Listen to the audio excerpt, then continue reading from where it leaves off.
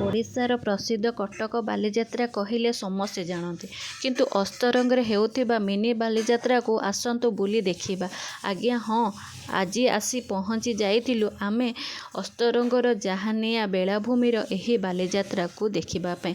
ଏଠାର ଆଖପାଖ ଅଞ୍ଚଳର ଲୋକମାନେ ଏହି ଯାତ୍ରାକୁ ଦେଖିବା ପାଇଁ ଅତ୍ୟଧିକ ଭିଡ଼ କରିଥିଲେ।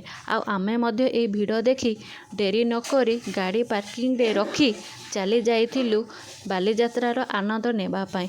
ସ୍ଥାନୀୟ ଲୋକଙ୍କର କହିବା ଅନୁସାରେ ଏଠାରେ ପ୍ରସିଦ୍ଧ ବାବା ପୀର ଜାହାନିଆ ପୀଠ ହେଉଛି ସର୍ବଧର୍ମ ସମ୍ପ୍ରଦାୟ ଆରାଧ୍ୟା ପୀଠ। ଏଠାରେ ହିନ୍ଦୁ ଓ ମୁସଲିମ ଉଭୟ ସମ୍ପ୍ରଦାୟର ଶ୍ରଦ୍ଧାଳୁ ଆସି ପୀର ବାବାଙ୍କୁ ଦର୍ଶନ କରିଥାନ୍ତି। ଯଦି କୌଣସି ମେଳାକୁ ଯାଉଛନ୍ତି ତେବେ ଏହି ଛୋଟ ଛୋଟ ଦୋକାନୀ ଭାଇ ଭଉଣୀମାନଙ୍କ ଠାରୁ କିଛି କିଛି ଜିନିଷ କିଣିଲେ, କାରଣ ସେମାନେ ବେପାର ପାଇଁ କେତେ ଦୂର ଦୂରାନ୍ତରୁ ଆସୁଛନ୍ତି। ଆମେ ତ ଏହି ଅସ୍ତରଙ୍ଗର ବାଲିଯାତ୍ରାକୁ ବହୁତ ଏନ୍ଜୟ କଲୁ। ଯଦି ଆପଣ ଆସିଛନ୍ତି ଏହି ଯାତ୍ରା